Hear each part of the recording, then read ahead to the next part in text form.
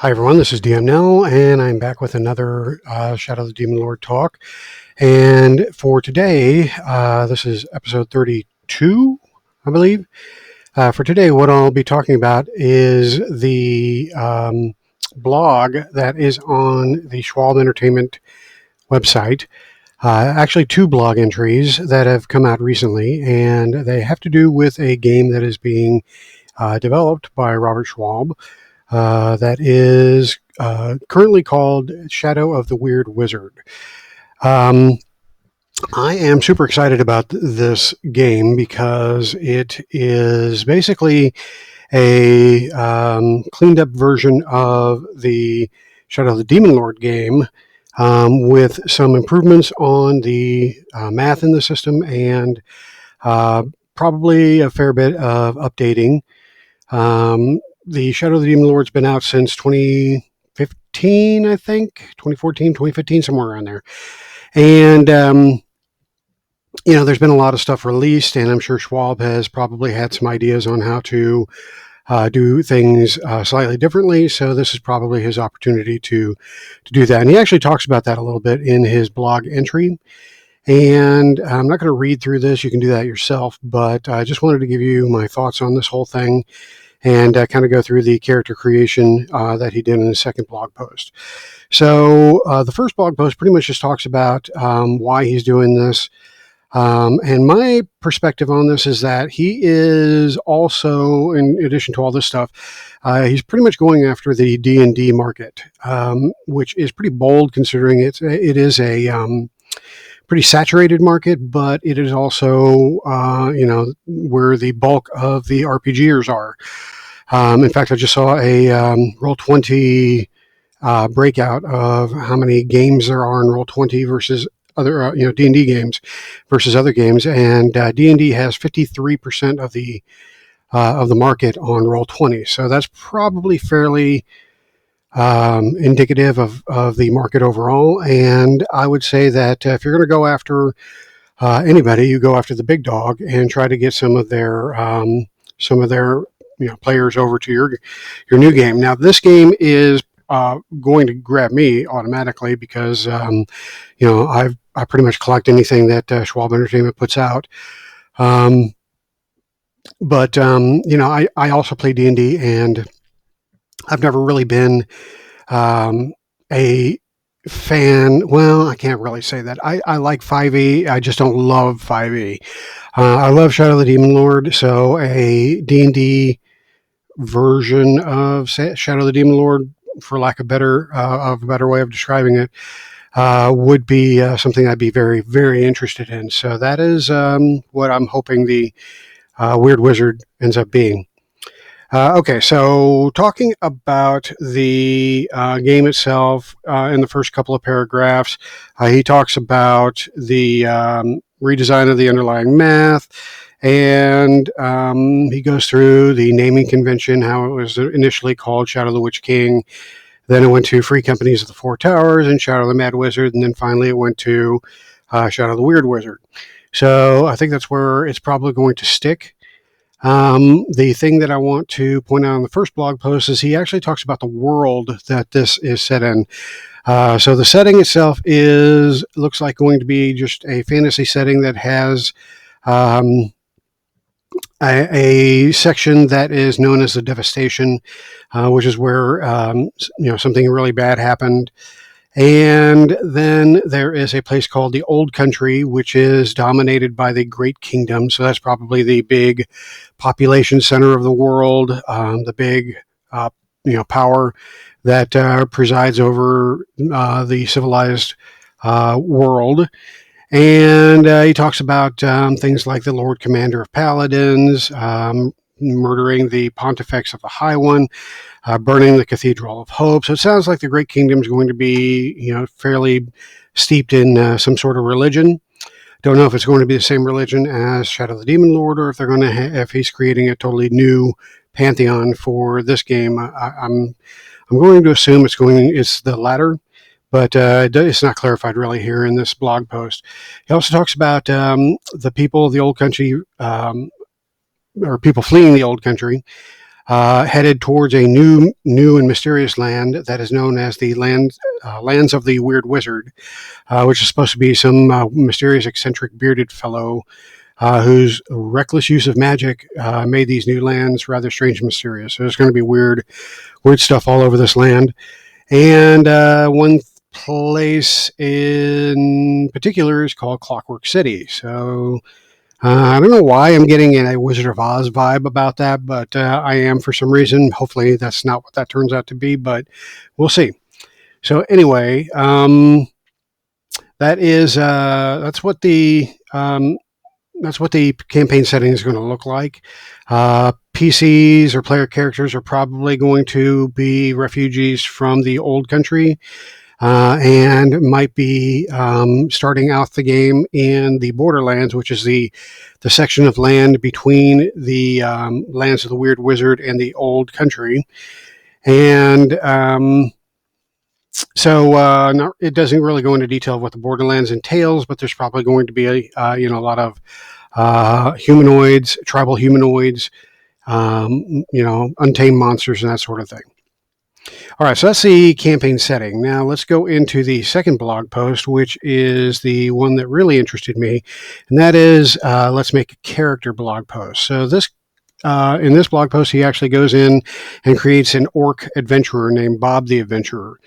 So we know right off the bat that the game is still calling races ancestries, which I think is the way that is headed anyway, pretty much across the marketplace.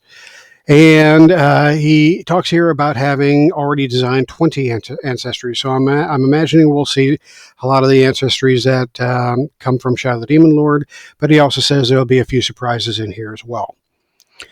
He picked an orc to make a character out of, and it goes into the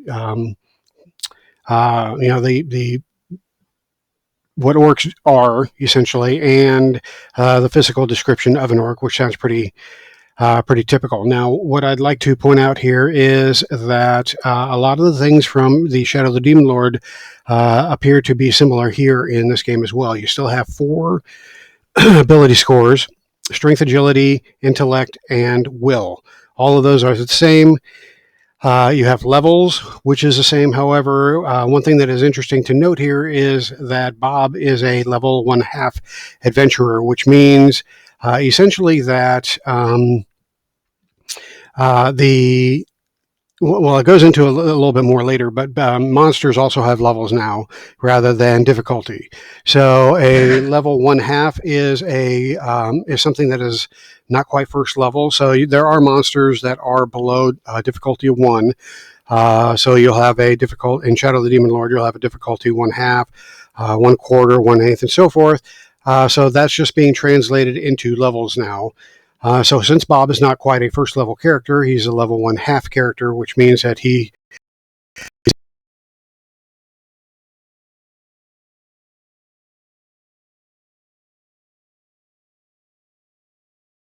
is still a thing.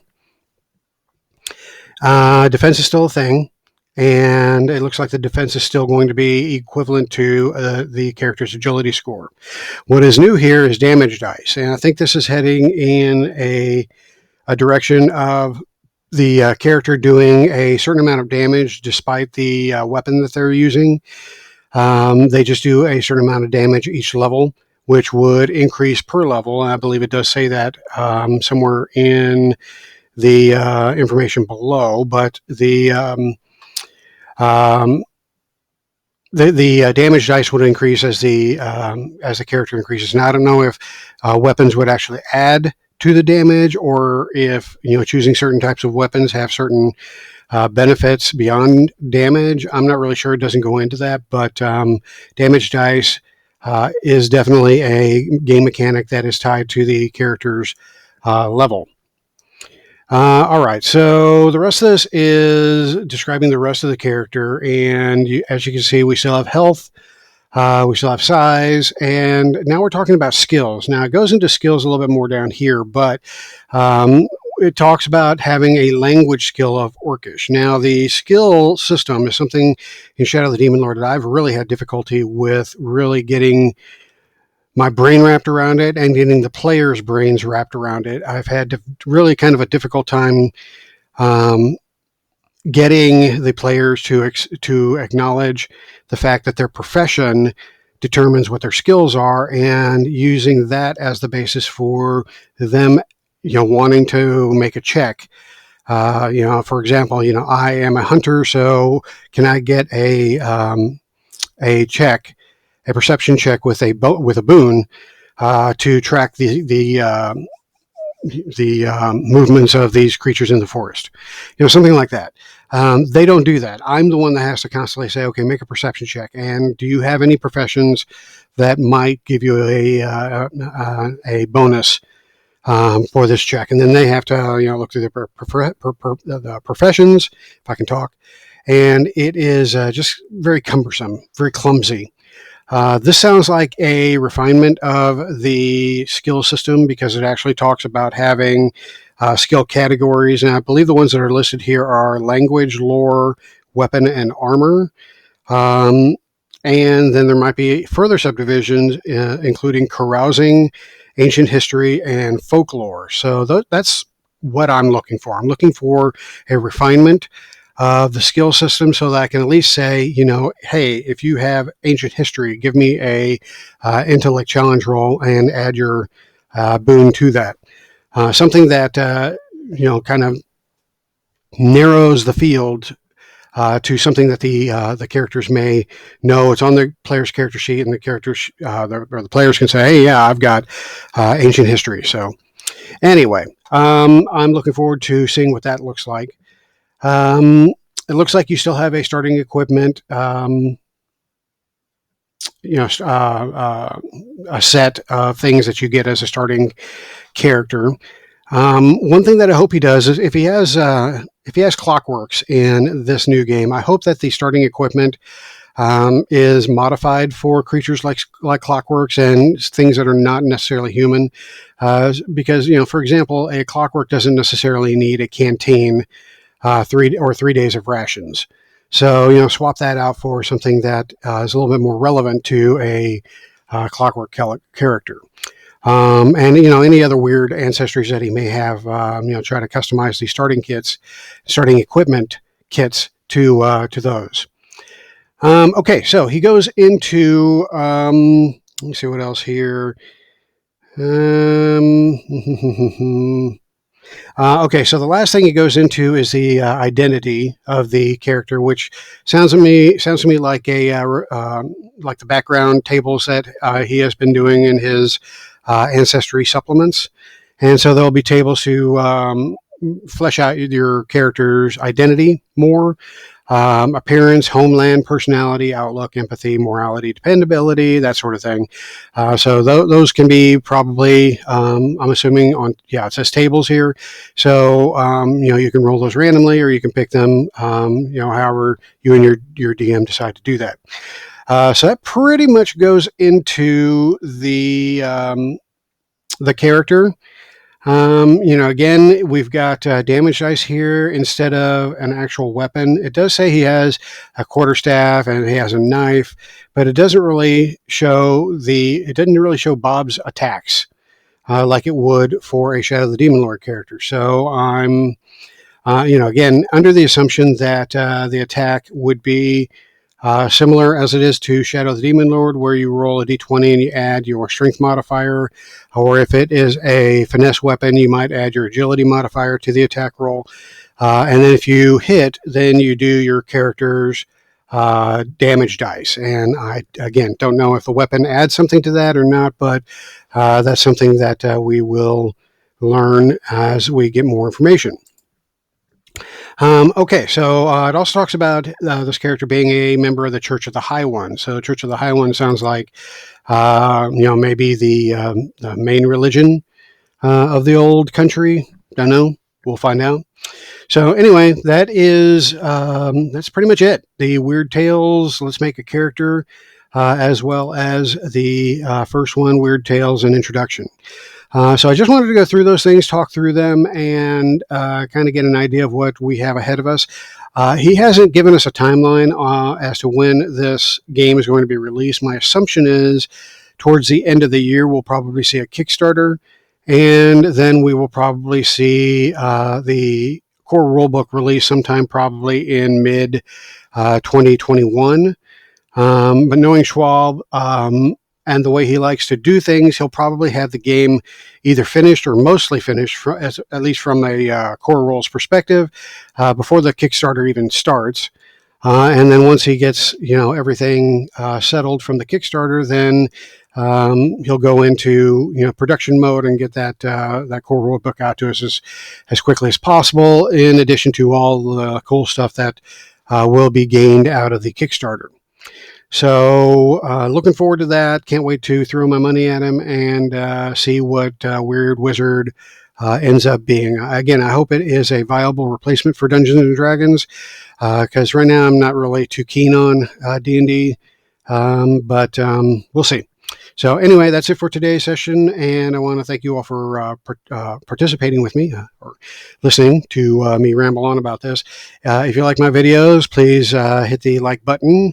If you want to leave a comment and discuss, feel free to do that as well. Otherwise, I will catch you on my next video.